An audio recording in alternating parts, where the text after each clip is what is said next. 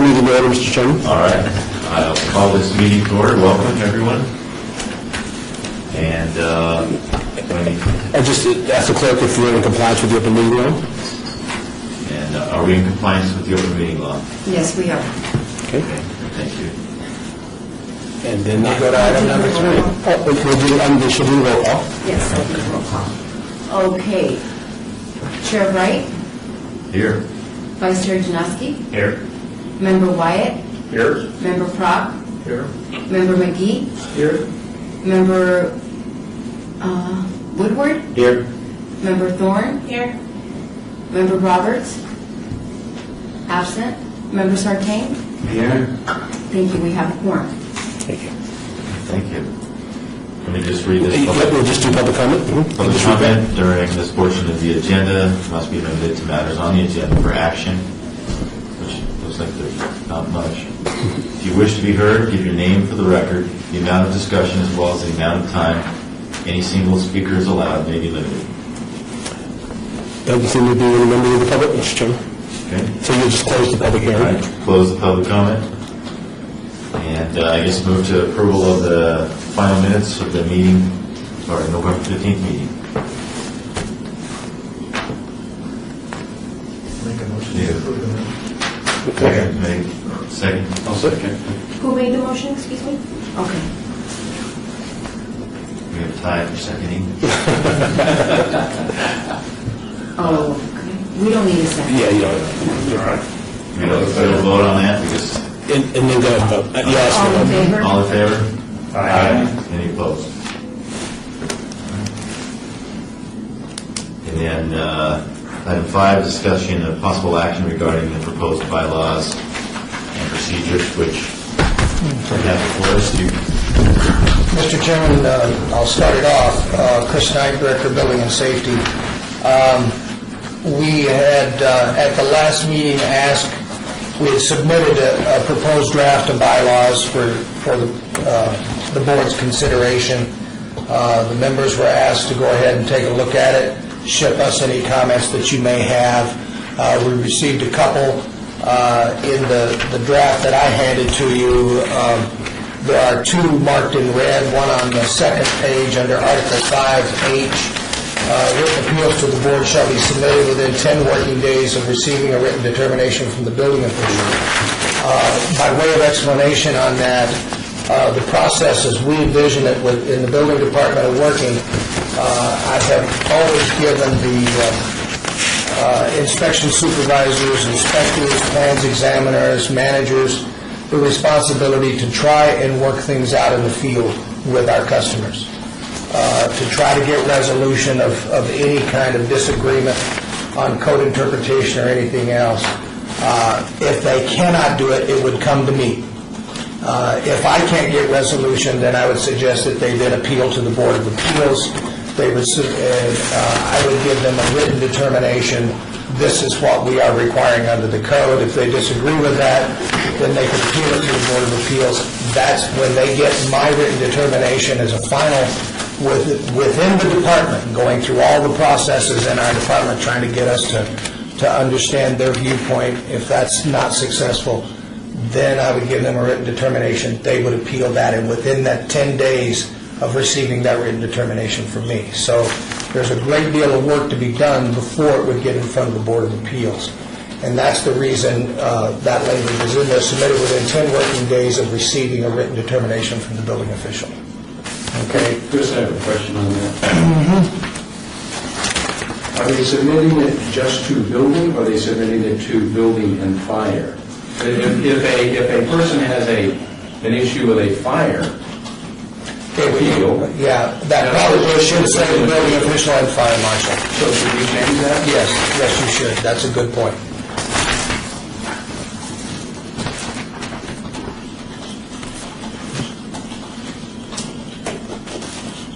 Also under Article 5, while we're here, if you'll remember, one of the things in 8 above says the board will meet at least once a year minimum, with the annual meeting occurring in April each calendar year.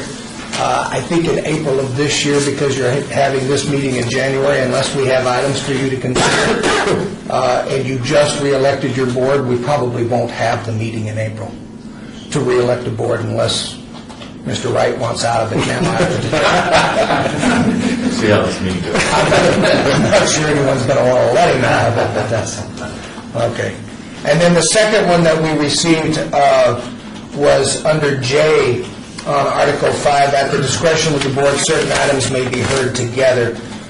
There was a conversation at the last meeting with Mr. Woodward that want to be able, if we need to, and that goes back to Mr. Sartain's point, if it's both a building and a fire thing, you may want to put, somebody's appealing fire that applies to buildings, may want to put some items together, and we would leave that and make sure that that's clear, that that's the board's discretion to handle it that way. Those are the only comments that we received between your last meeting and now. On the last page, the city rep on item number E, there was just a typo that we added in. City representatives and members of the board may ask the appellant and any witnesses regarding the appeal. So we've added that word in there. But our attorney has informed me that he finally read it. Sorry, Mr. I have other things. And he has other things, and I think that input from our attorneys is always well received, even though I like to give him a lot of grief. So I'd like to just turn it over and have him walk through whatever amendments he has. And Mr. Chairman, a few of these are just wordsmithing, some are just typos, that kind of thing. Could I just ask before you do that, the additions that Chris just mentioned, are they included in this document? I think I just saw this one today. It looks like a couple of them are. It looks like the one that says on, these pages are numbered, but the third page where it says Article 5H, that one is not in mine. Okay. And then the one at J where it says, at the discretion of the board, it should be board instead of broad. Certain items may be heard together. That one was written on mine. Okay, so we need to kind of merge the two. We'll merge those two together. The clerk's office will do that. We'll just go ahead and merge those. We'll work with them to merge those two together. The first one in Article 3, Section A, it should just be one member rather than members, so that just cross off the X of the S there. On Article 5, Roman number 5, Section C, divided by statute isn't needed, it's just the open meeting law. Sorry about this. Article 4, Section D, that's going to be considered an ad hoc committee. Sometimes the clerk's office gets a little leery about having things that aren't labeled like ad hoc committees. They want to make sure that you're able to form ad hoc committees. So I would maybe suggest we just put a label on top of that one called ad hoc committee. Label it. Label D, label D, above D, just an ad hoc committee. Okay. Just so the clerk's office knows that in the future, ad hoc committees will be able to be formed by you, Mr. Chairman, or by this board. This is going to be Article 4D at the top. We'll put ad hoc committee. And then in Article 5, Section F, just to be consistent with what we're doing throughout, it should be FOUR and then 4 in parens, just to be consistent with what we're doing. I'm sorry. If that's true, then you should change the 10 in the bottom. Yeah, there are a lot of... Because they've done it once, and once you do it once, you have to do them just to be consistent throughout the document. So you made that comment, wherever that occurs. We'll take care of it. Wherever that occurs, we'll make those changes. Take care of it. J, Article 5J, that change has already been made by Chris's amendments. Article 5K, this should say all decisions of the board shall be based upon the evidence presented only at the hearing. At times, in other committees, they actually go and visit different sites and things like that, and those things are outside the public meeting, so you're only to really consider those things and evidence that come to you now If you have private information about certain things, you should reveal it at this meeting in order so that all the board members can make a determination if that's a fact that they want to take into consideration. But all the evidence that you're to consider should be during this public hearing meeting, or during this public meeting. So, Excuse me. yes. Grant, are we allowed to visit a site?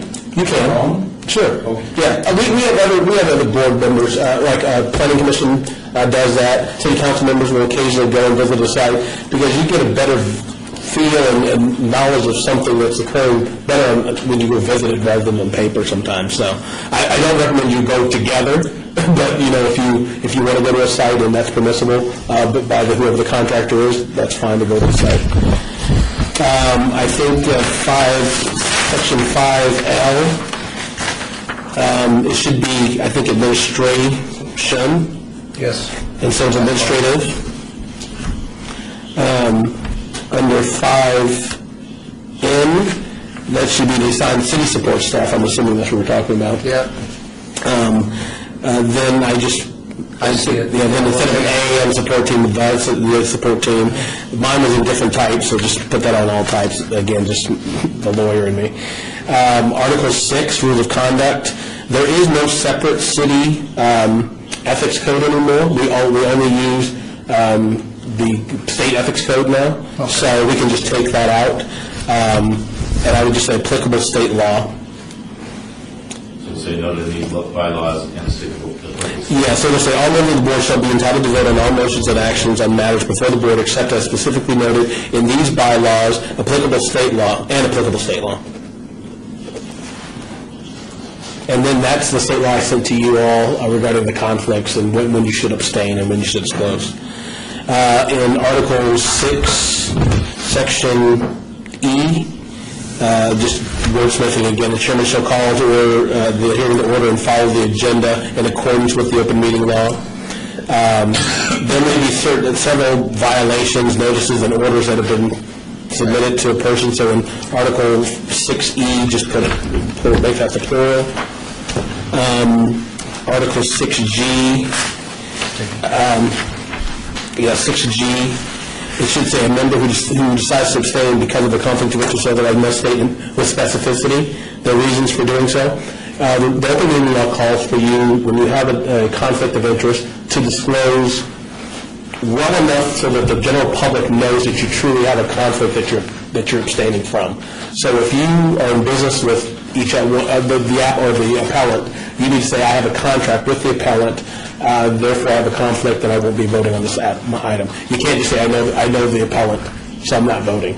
You have to be something where it's against your pecuniary interest, or you have an interest in his business, or there's some contractual relationship between the two, it's a family member, within the third degree consanguinity, that kind of thing. So you have to note with specificity what exactly it is what relationship you have with this person and why you're abstaining, and why you're not going to vote. And then I don't think you need to leave the room when you abstain. I don't think it's necessary. You just can't, if you do abstain from an item, just don't make any comments about the item. If you have general knowledge that no one else would have regarding just specific facts, you can state those, but you can't advocate for or against that item once you've abstained from the actual item. So when the item comes up long before the vote, we need to know that we're going to have to abstain from the discussion.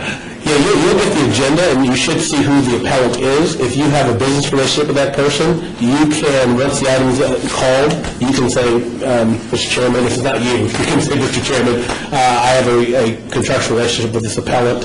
We're currently in business together, or he owes me money, or this or that, so I won't be voting on this item. And then you don't have to leave the room unless you really want to. Not only you're not voting, you're also not going to participate in this. You have to participate in the discussion. But if there's something where you, as in your profession, have general knowledge of something that no one else has, like you know the size that a particular garbage can is supposed to be in a commercial area, and no one else in this room knows that information, you can relate that information, but you can't advocate for or against this particular applicant. Just state the fact. Just state the fact because you have that personal knowledge, and no one else does have that knowledge, and then just go on from there. Do we want to strike the word absent then? Where it says you shall be absent? Remember it says in some position. Let's see. considered to be where is absent. It says the abstaining members shall be absent, shall absent themselves. Oh, yeah, I was saying take the whole thing out. Remove the entire sentence. Yeah, I was saying you should just take the whole thing out. The abstaining member shall absent themselves from the presence of the non-abstaining members during the commission's consideration of the question of that. I would just take that out. I mean, I don't think it's necessary for someone to get up and, we're all adults. I mean, I think you can not say something independently of an action. So unless you really want to get up and leave and stretch your legs or something, I don't think it's necessary, but that's up to you. And then I've got one other question. I understand if there's an existing relationship, how about a past relationship? We've done business in the past. Yeah, that gets kind of tricky with the councilman too, and when we talk about those past relationships, I guess it depends on how long the past relationship was, what the extent of it was. Do you think you're going to have a future relationship? Because a lot of times, this is a small community, and you guys are all going to run into each other once in a while. If you believe that there may be some, as long as your independence of judgment isn't hampered by the fact that you can say no to your friend, then you can vote. If you don't think that you can say no to your friend or no to your, then I would recommend not voting. It's better to not be called for the Ethics Commission and be safe and just say, you know what, I'm not going to vote on this item. Our relationship is too close. We've had a relationship in the past. And he's going to be doing work for me in the future. I can't say no to him in this instance, so I'm going to abstain. Will we be getting guidance if we do abstain and we give our reason, Right. and it's not really a good reason? Will we be given guidance? I'll let you know if you need to say a little bit more. Okay. And like I said, as long as you, I'm not asking you to, if it's your doctor and you not to say what he's, treating you for, if it's your lawyer saying, oh, get the divorce and your wife doesn't know, you don't have to do that. But if you just say, I have a contractual relationship with this individual, we've done business in the past, we're going to be doing business in the future, we're building on the job together, this and that, then I would abstain. I would abstain. Thank you. And if you want to call me beforehand, feel free to do that and discuss it in private. We can do that, and then you can just make your disclosure. You don't even have to say we talked. You can say I talked to Brian, and I out of an abundance of caution, I'm going to abstain because we have a prior relationship. So, okay, and that was all the things I had to show. So, do we have a discussion on, any discussion on this? Yeah. Sure. Any other comments or concerns about the changes that were proposed? Anyone else has any changes? Then we would recommend, Mr. Chairman, with the changes that Brian's brought up and the changes that I brought up to you, that there be a motion to accept these bylaws, and these will become your bylaws. We'll make the changes and ship copies out to the members. Okay, there's a motion to accept. Yes. We don't need a second. As amended. You don't. And all in favor of accepting the bylaws as Amended. proposed? Aye. Any opposed? Great. Very good. It is adopted. One information on Mike. Sure. When you get those job sites, I understand that's a non-issue. However, I do believe that if myself and any other member or group of members attended that site and discussed that issue, we would then be in violation of the open meeting law. That's correct. I just want to make sure that everybody understands. Yeah, that's correct. And just like somebody else. Could you repeat that? Even if we do not go, let's say that 4 of us decided to go and have lunch somewhere, and we talked about that, that also will be in violation of the open meeting law. All right. And it's also a violation if you email him and then he emails him and then he emails him, and then you kind of reach a consensus, we call it serial consensus. If you kind of do, that's also a violation.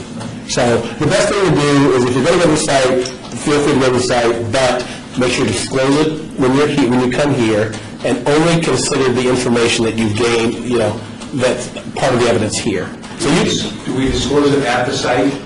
Oh, no, you disclose it here. Do we have to introduce ourselves at the site? Oh, yes, yeah. Well, I don't know, whatever the rules are for construction sites, I mean, I'm sure they have you either sign in or do something. I mean, they have you, do something. So, yeah, you have to identify the fact that you are, on the appeals board and... Only if they come after you. Yeah, but I mean, the open meeting law just wants to make everything transparent. They don't want things decided outside of the public meeting. So just make sure that, everything you're making a determination on is something that's been heard or done here. So, I would caution you, though, if you go to the site, we are very careful in code enforcement and in building and safety about going on to private property. And like in our code enforcement, we don't go into people's backyards. If we have a complaint about a pool in a backyard, we do not go in the backyard to look and do not trespass. So if you go to the site, be very careful not to trespass. Just go with the owner's permission. Yeah. You'll check in with the owner if you get his permission, otherwise, whatever you can see from the street. Right.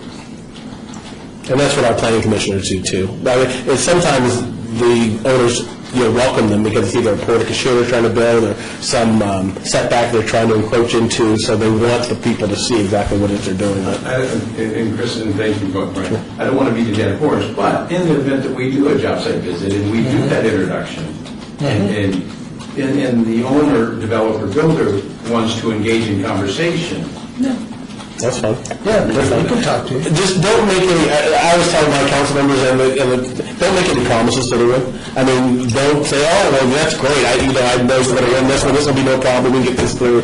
Don't make those kind of determinations. You're one vote on a commission, you're supposed to be making your decision based upon all of the evidence presented, not only the stuff that Chris's office presents, but any other witnesses, as well as the appellant, so reserve your, whatever decision you make until you get here. Right, Very good. right. Any other discussion? Maybe we just need to have one more citizen participation, and Citizens' participation, public comment during this portion of the agenda must be limited to matters within the jurisdiction of the board. No subject may be acted upon by the board unless that subject is on the agenda and scheduled for action. If you wish to be heard, give your name for the record. The amount of discussion on any single subject as well as the amount of time any single speaker is allowed may be limited. see you doing, Mr. Chairman. No. Mr. Chairman, before we adjourn, because I think that's the next agenda, Yes. I do see on the minutes where I do need to make a correction. Can we go back and revisit that, Mr. Chairman? Sure. On page 2, where it says member Doug Sartain, owner of Certified Architecture, the name of the company is Certified Fire Protection. No. So that just needs to be corrected. Okay. If you will, Mr. Chairman. Certified fire protection? Certified Fire Protection. If there's no other business, then we'll adjourn until next meeting.